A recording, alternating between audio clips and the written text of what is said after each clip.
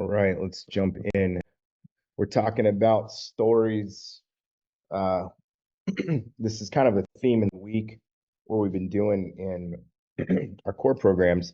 And so I'm teaching you guys just a taste of, what we do in Thrive, specifically Thrive Plus and all the other programs that we have. Um, and this is something that's been coming up a lot in um, things I'm seeing, things I'm noticing. And so I wanted to talk about this idea of stories. I don't know about you guys, but I love a good story. I like watching documentaries. I'm into sports narratives, sports stories. I can't listen to the Stephen A. Smiths of the world or the sports centers too much because it gets a little nauseating hearing people say the same bullshit over and over again. And who's going to trade this person and what's this going to happen? But I just love a good story. When people, sorry, my voice is when I my wife knows this about me because I'm into sports, I follow different people, not necessarily teams. So I will look at a guy's story and I'll watch him and I'll go, I want to root for that guy because I like his story. There is a pitcher for the New York Yankees. His name is Luis Heel. He's 26 years old. He's pitching today. He is 12-6. Was the front runner at 9-1 to become the Rookie of the Year as well as potentially AL Cy Young Award winner. He's kind of fallen off a little bit. But and I asked myself, I was like, why do I like this guy? Like, what about him attracts me? There's something about the story. There's something about this 26-year-old kid from the Dominican Republic who came from nothing, who at I believe it was like 18, 19, whatever, ended up in the Minnesota Twins organization and has been pitching and just trying to make it to the majors. And he went through a thing a couple of years ago where he had to have Tommy John surgery on his elbow, which obviously put him out. He was basically out of baseball for the last year and a half or so in terms of in the majors. He had come up, I think, a brief stint in 2022, went down. And then all of a sudden this year, he comes out of nowhere. He had actually been sent down to the minors, and Garrett Cole got hurt. Garrett Cole was last year's AL Cy Young Award winner. He gets hurt, so they go, "Hey, Luis, we're going to give you a shot." And Luis is like, "Let's do it." And he goes 9-1, which is incredible. And he had like a 1 point something ERA, or I think it was 1.9 or something like that ERA, which is really, really good, which means he was giving up less than 2 runs per 9 innings, basically for non-baseball people. And there was just something about that story that compelled me because I remember being that 12-year-old kid who wanted to pitch for the New York Yankees and had all those struggles and had all those things coming against me. I was a lefty with a wicked curveball, but I hurt my elbow. And after that, I wasn't able to pitch anymore. Um, and so when I look at this guy, I go, man, what's his story? So I start following him on Instagram and I start learning things about him and his culture and like where he's from and all this. And it's because I'm attracted to the story. Like we all are attracted to stories, right? The movies you watch, all of the things around you, it's all story. But here's the thing, is that those stories aren't always true. And here's the truth is that we tell ourselves stories every day that aren't true. So we look at this story of Louis Hill and we go, man, this kid's phenomenal, this is whatever. But that's the story I'm telling myself about him, right? I have a story that I've created around him. Is he came from nothing and he's coming up and he's like pitching really good and he's gonna win rookie of the year. That's the story I'm telling myself about him. So I even start collecting like his cards and like I got his autographs and I invested in it because of the story that I'm telling myself.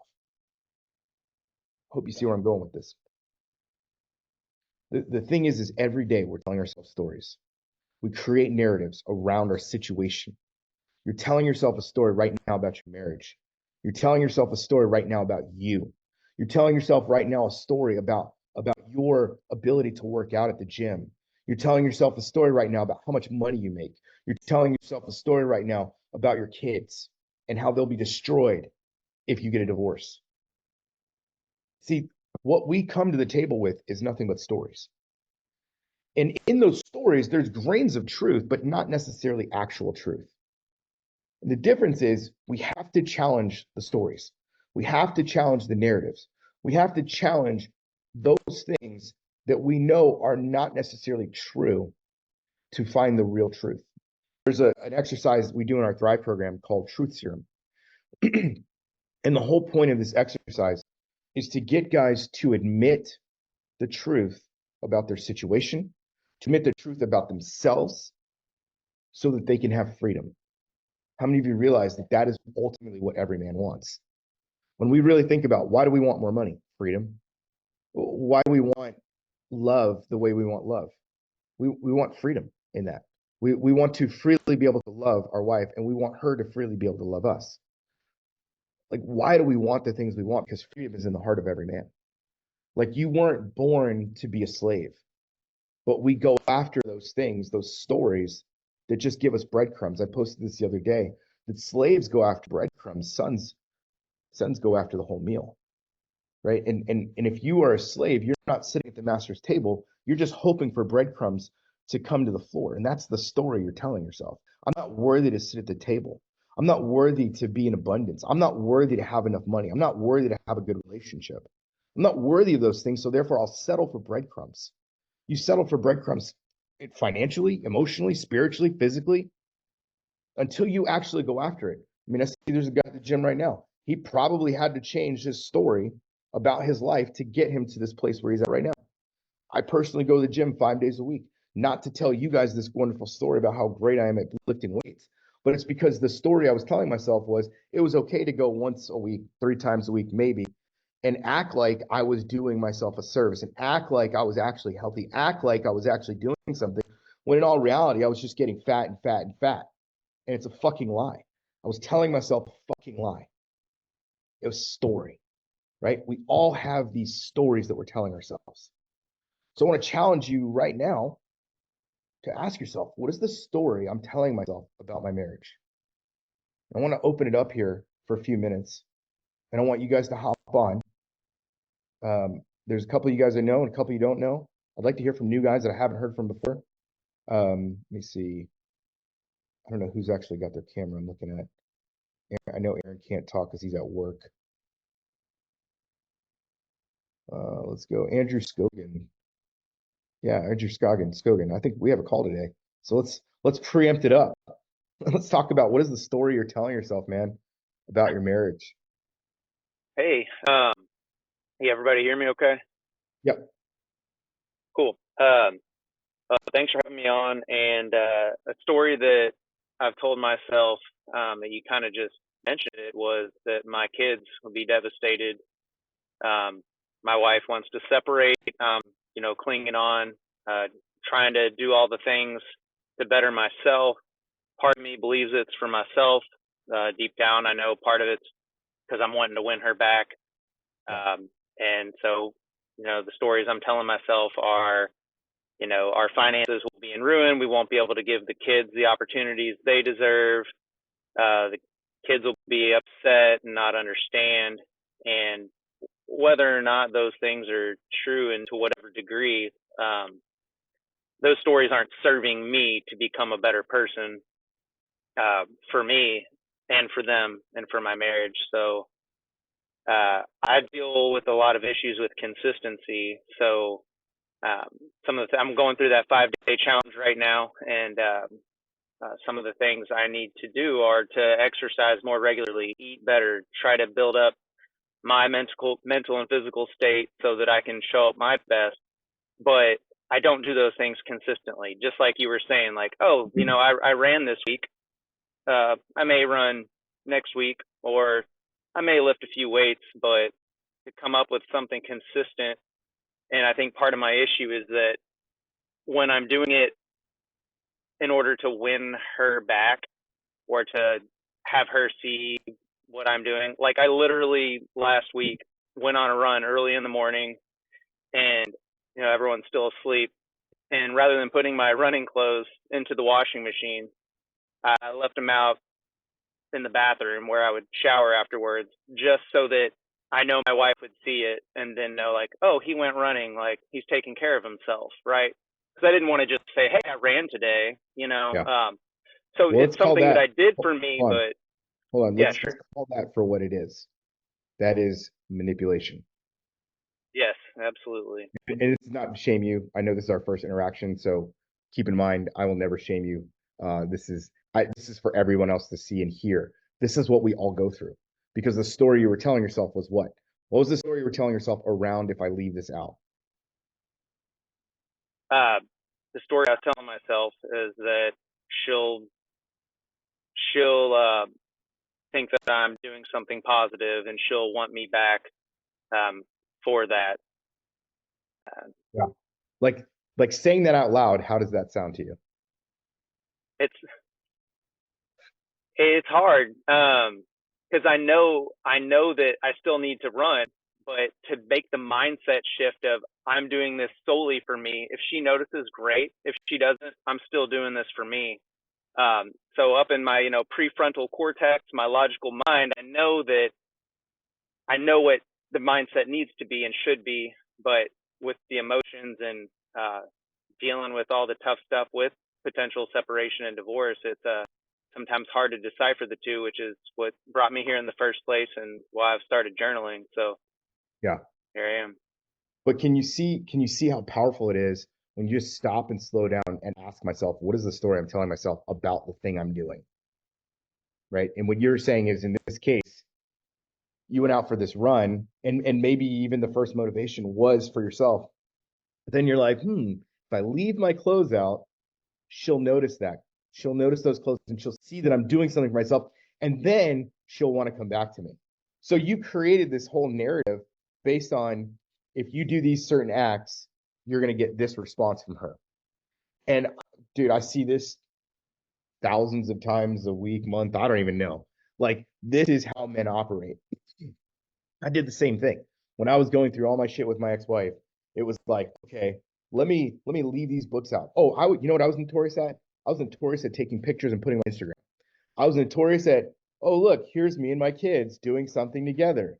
Look, honey, not saying it, but just look, we're doing stuff. Sure. I'm being dad 101. And she was jealous. Why are you doing this stuff now? Now you're doing this? Well, yeah, I figured I need to make some changes. But it was all fucking manipulation. It was all from a place, and it didn't last. And that's the thing, right? Is that transformation the only lasts if you're doing it for you, not for other people. This is why we focus more on saving the man, not the marriage. Because if I can help you identify the areas in your life where you haven't been a man, where you haven't shown up properly, because we all have them. There's not one of us that doesn't have those areas. And on top of that, the areas where you need to heal, and you can start that process, you then gain freedom. You then get yourself in a position, the most powerful position possible, to win your wife back, to win her heart back, because she sees I have something to come back to. Like right now, when a man is groveling, when a man is manipulative, when a man is trying to do all those things, he's coming at it from a disempowered state. But shifting into an empowered state where you're doing things because you're concrete in your identity and you're being a leader, that's the catnip to the pussy. Confidence is catnip to a pussy. I don't even know how else better to say it. But it's like that's what she's craving.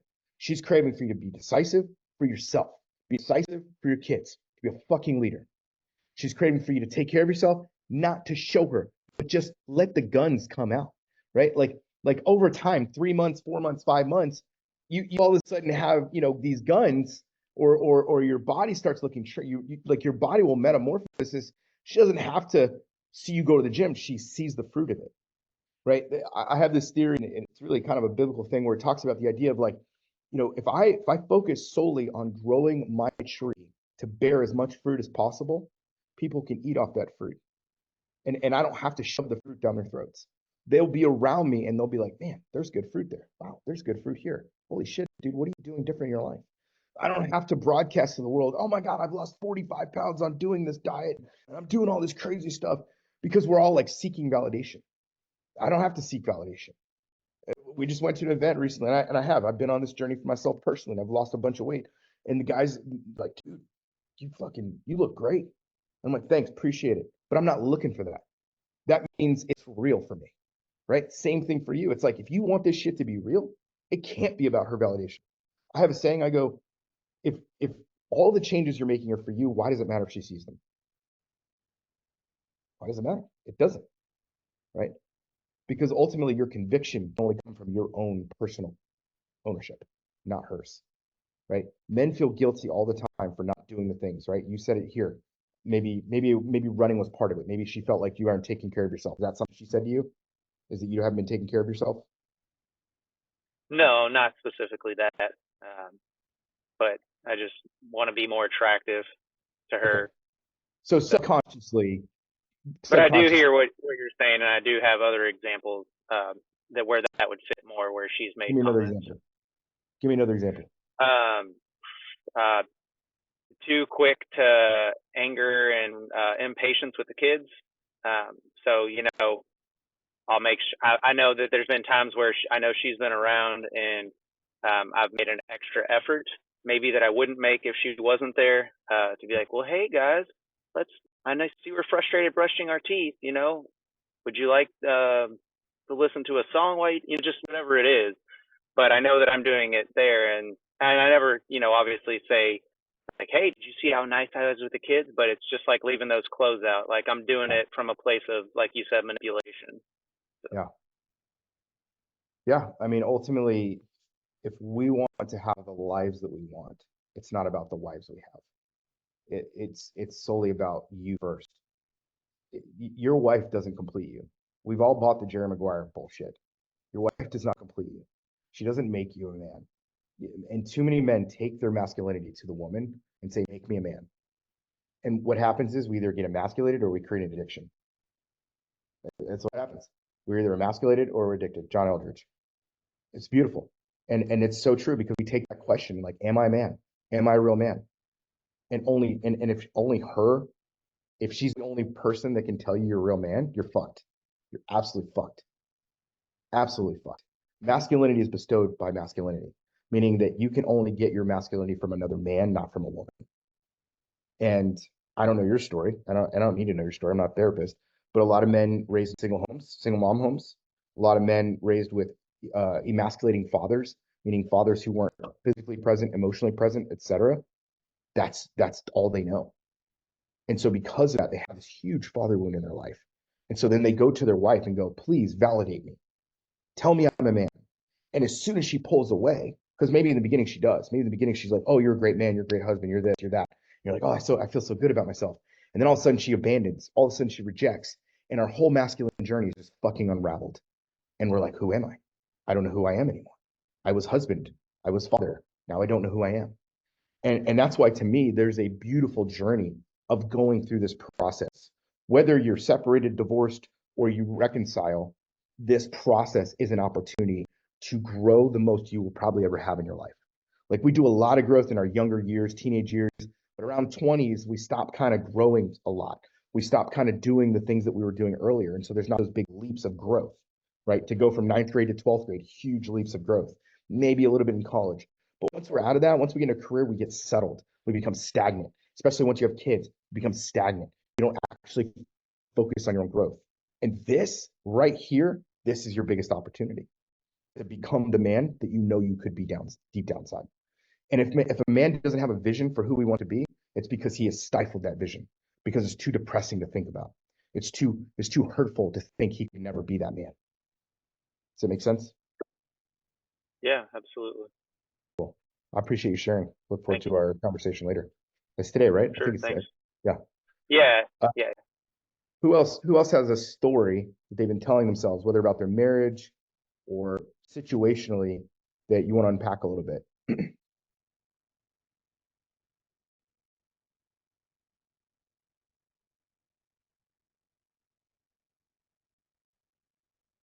All right, I see Aaron. Where do you think complacency comes from and how do you combat it? Hello.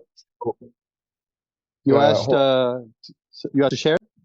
hold on a second, Carlos. Aaron's Oh, asking a sorry. question. Um, Sorry.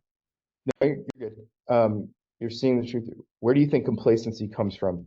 So, I mean, I'm not sure the specific situation around complacency, but a lot of complacency is, I think, kind of paralysis, and the settling in. I think it's like homeostasis is what our brain is used to. Um, like we don't um, our brain literally is like wired for safety, right? And so our ego and all these things get involved in that. And it's like as the older we get, the more safe we want to be. This is why guys in their 40s and 50s take less and less risks than guys in their 20s. When you're in your 20s, you think, man, I can fucking kill the world. Nothing's going to stop me. Nothing's going to take me down. I'm good. You get 40s, 50s, suddenly shit's going to be like not good. And so I've got to like rescue myself. So I think the complacency also comes from, especially in marriage, the context there is that we're like, oh, we hunted, we attained, and now we can just rest. Right. So it's like the hunter sort of mindset. We found a person, she's now our person, she's gonna have babies with us, and like we're just okay now. We don't have to do anything to keep her. We don't have to do anything to attract her because she should stay, because this is what women do. They're supposed to stay. And so men become complacent. They don't feel like they have to keep winning her heart. They don't feel like they have to do anything to improve. And they just expect her to do those things, right? Like how many of you, if you were married to your wife and she gained 50 pounds, would probably struggle with being attracted to her, right? I mean, let's just be honest here. Especially men, we're visually wired, right? If all of a sudden your wife gained a lot of weight, we might be like, I'm not into that. You don't really attract me anymore, 100 pounds, right? But how many men, when they get married, gain 50 to 100 pounds? Because we got complacent in our physical journey, and instead of being the men that she thought that she married, we end up becoming something different. We end up becoming a man that's not okay. So I think a lot of that complacency is that, where it's just like settling of the mindset of just, things are okay. I don't have to try anymore. Kind of like, again, you lose weight, you go on a journey, you lose weight. What happens? After 6 months of doing it, you kind of like, oh, I'm good. I'm at my goal weight. And then over time, little bit by little bit, you lose the habits and you start snacking, you start doing this, you start eating extra little bit here or whatever. And next thing you know, you gain 20, 30, 40 pounds. And oh shit, how did that happen? Complacency, right? If you look at it, it's really about infrastructure and your habits. So if you lack infrastructure in your habits and if you lack infrastructure for your daily life, you're going to fucking do those things because you're not accountable to yourself. You're not accountable to other people, right? And this is why we built Thrive, to create what I call 5-dimensional men. Our Thrive program is not about saving your marriage, it's about saving you. So we're creating lovers, leaders, fathers, producers, and men all together. Those 5 dimensions we help men work on across those dimensions so that they're thriving in every dimension of life. Well, that only happens if you're actually intentional about your life. So yeah, especially like what Norm said about with kids. All right, let's go. Carlos, I don't know, if you can be on today's later call, I'd like to get you then. That way we can go a little bit deeper. I've only got a few minutes. Sure. So are you able to get on that call with me? No, today I'm flying out, so I'm about to Okay. go to the airport right now. I just wanted to be able to get some calls and all that, but I could watch it on replay later on. Okay. That's Well, if you can post in school what the story part, if you want me to kind of coach on that a little bit. Actually, let's just do it. Fuck it. Let's just do it right now. What was the story? Because I know you didn't get a chance to talk yesterday in our call. What's sure. the No, story? no, I mean, I'm just saying, like, it resonated, like, own your own, like, define your own story and all that. Like, I came to Florida for a it was supposed to be with everybody, but, shit happened. So now I'm here by myself, but my mom has, she's a very strong person. And she told me, you got to stop being a victim. And once I understood that internally, that's why I was able to say, you know what, I'm going to make the decision to become a better man. I see who I am. I'm not the Yep. man. And that's why it was an easy decision to enroll in this program. And you Yep. say it, and it's so true to me now. I understand it, that the change is for me.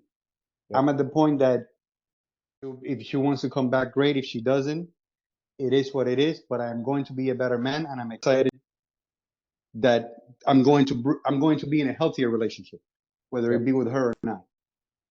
100%. So like that's something that and that's when I started understanding all the manipulations, everything. Like it's so clear, all this shit that I did wrong. Like, and I'm just like, all right. So this is the story that I'm telling myself now, and I'm telling you that I'm in a good place. Yep. I know I'm rock bottom right now. I don't got my family, but mentally, I'm excited. Yeah. Well, it's because you That's the did story something. I'm telling myself. Yeah. Yeah, I mean, here's the thing: is you took action, right? So many guys absolutely. come to the table and you face that fork in the road, and you're like, "Fuck, Dude, let's do it." remember how I said, "Oh, the prize is in that," and you said, no, isn't that, but like you just said stuff saying sorry, but it resonated. I Yeah, forgot you what you kept said, but it was like, apologizing. Yeah, stop being a victim. Right. Stop being a victim. yeah, And I'm like, once I understood that, it was like, wait a minute. I budgeted and I was like, this is going to be super doable. Done. yep, yep, So decisions have becoming easier to make. Now, I'm not saying they're easy. They have become right. easier to make ever since I've adopted this mindset. Yeah, it's literally night and day because when we first talked a couple weeks ago, like you were all over the place. You were like super emotional, all over the place. And then we had a follow-up conversation, and in that conversation, you were like, "I'm faced with making a decision," and you took a decision to go in on yourself, right? And you changed the story. I think that's the thing that guys can get out of this conversation here is Carlos changed the story he was telling himself. He was telling himself he was a victim. He was telling himself that shit was going to be blah blah blah. He was telling himself he couldn't afford it, and like we were able to find a way to make it work for him.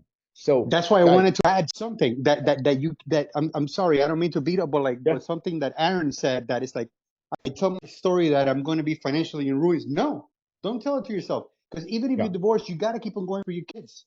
So no, you're not going to be financially in ruins. You'll figure it out, just like I'm yeah, going to figure it out, whichever way. So that's victim mentality. That's something that I've understood so much. This trip has been life changing. I mean, and I'm so glad I came across you. And yeah. so I'm ready. Let's do it, Anyway, man. I am gonna have to pop off. I'm going to Yeah, the airport, but I will follow up in school. So, yeah. guys, see you later. Fly safe, man. See you. All right. All right. I am kind of at the end, unfortunately. Actually, I've got a minute or two. Adam, did you want to pop on for a minute? Share what you had, what your story was that was coming up for you. Yeah, I'll try to speak fast and really long. So, um, I was with my wife for 16 years. She had 4 kids on her own, and we had one together. And we were renting a home, and I got frustrated, and I accrued a lot of debt on my own. And I basically had this weird idea that I can go ahead and leave my house, find a small apartment that's very cheap, and leave my wife in order to focus on my debt. I felt like I couldn't do both. And so I abandoned my wife and my daughter, and told my wife, you know what?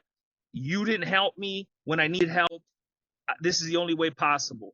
And she thought that I had did it for another woman because 3 years ago I got caught in an affair, and I had regretted that, and I had PTSD where I never went back to doing that again. But instead, the money, it was just like I had to do it alone. And I sounds really fucking stupid saying that, because 3 months later, I'm like, I abandoned my wife, and now she hates me. She doesn't trust me. She doesn't want me back because she thinks that I left her for money. And so what I started doing was paying off, selling off everything that I had, whether it was comic book collections, video game collections, just trying to sell off everything that I possibly can to pay off a lot of that debt. And we've now been kind of in communication. So when I talked to her yesterday, when I sold a lot of stuff off, I said, "Hey," she's like, "Oh, are you gonna come pick up your daughter?" I said, "Well, right now I have to go, sell a bunch of this stuff off and get rid of it so I could pay off some of these cards." And she's, was a little curious. She showed some curiosity, but right now I feel like I'm in the gutter because I'm guilty and I'm beating myself up. Yeah, man. I I I know that story very well. We have to turn though the guilt into conviction, right? And so you can feel guilty about things you did, and there's nothing wrong with that. But guilt will cause shame in your life, and it will stop you from actually growing forward. So there's a bridge that we have to cross to get to the other side. The other side is what I call conviction, conviction to transform, conviction to become the empowered man that you know you could be, that if you really dig deep down, you see yourself possibly becoming.